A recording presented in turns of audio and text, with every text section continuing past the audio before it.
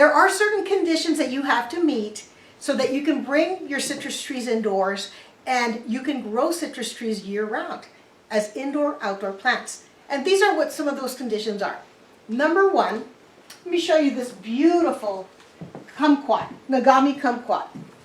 One of the most delicious fruits that has a very sweet, believe it or not, the peel is sweet, the inside is sour, and you're supposed to eat it all. You don't peel it, just shove it in your mouth.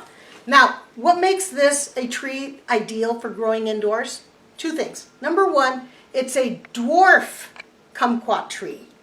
And number two, it's a sour fruit.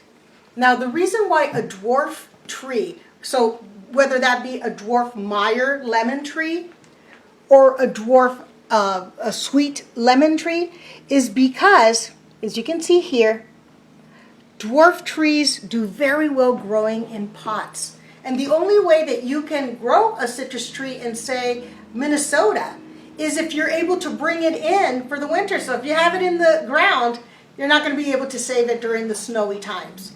So dwarf stock and any sour variety. Now some of you may think, well, what room do I put it in? Can I just bring it anywhere?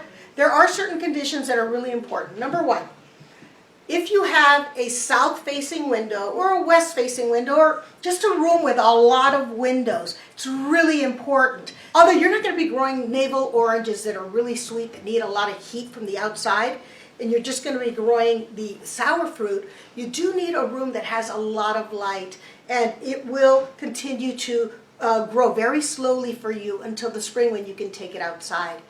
The other thing is the temperatures. 50 degrees, I would say, is the minimum indoors to 80 degrees. They are comfortable in these type of temperatures. And because many of us have our heaters on during the winter, it gives us a lot of dry air, and that's something that's an enemy to your citrus tree. So it is a commitment. You can bring in your dwarf citrus tree, put it by a window, put the right temperatures, but you need to keep it moist. So the way you do that is by misting it regularly. If you have a humidifier, that's perfect. That would be great. Another thing you could do is you can put pebbles on the saucer at the bottom of your pot and keep a little bit of water reservoir there so that there's ambient humidity going around. But take a look. It's a lot of beautiful fruits. Look at the blossoms here of the Meyer lemon. Because this is a tree that's self-fruitful, you may be wondering, hey, does it need a pollinator? How are you going to get some bees and all of that inside the house? No. Most of the citrus trees are all self-fertile, so that's not an issue. So if you bring it in and it's starting to blossom in the winter when it first comes in, it's just going to continue to grow slowly. And then in the spring, when it's warm, you take it out, and then it will begin to fruit for you. It's really amazing. Something very important, if you're concerned about gnats, which are common, they do plague citrus trees sometimes, what you need to do is when you bring it in for the winter, make sure that you give it a really thorough cleaning. Wash it down outside, clean it. And you know, gnats are usually living in the first 2 inches of your soil. So a good practice is to remove 2 inches or so of the topsoil and then replace it with a little bit of appropriate soil. And here we have a soil by EB Stone that's exceptional, and it's really for palms and citrus.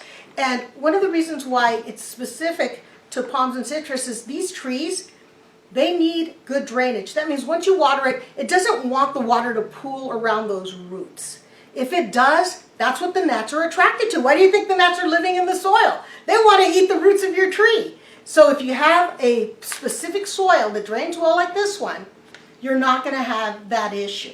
Okay, so that's very important. As far as watering is concerned, when it's indoors, you want to let the soil dry. I mean, stick your knuckle down, okay? When it feels like it's getting dry, I'm not talking bone dry, but it's getting dry, that is when you want to give it a thorough watering and make sure that it gets watered nicely and let it dry again. Again, the moist conditions in the soil is what is going to attract those gnats, and we don't want those nasty gnats. You may say, well, Shirley, I want to be a really good plant parent. I want to feed and treat my citrus tree to fertilizer. That's nice, but wait. Wait until the spring when you take it outdoors again. And that is the active growth season. And at that time, go get yourself some organic citrus and fruit food like this for fruit trees. This is specifically blended. It has beneficial bacteria like mycorrhiza. And some of you plant geeks out there know what I'm talking about. There are good bacteria out there, and some of the better fertilizers do have that in part of their ingredients. And that just helps for the roots of your tree to pull nutrients from the soil. So I suggest that you do that, but again, during the growing season, when it's outdoor, spring to fall. So take a look at the fun stuff. This is exciting.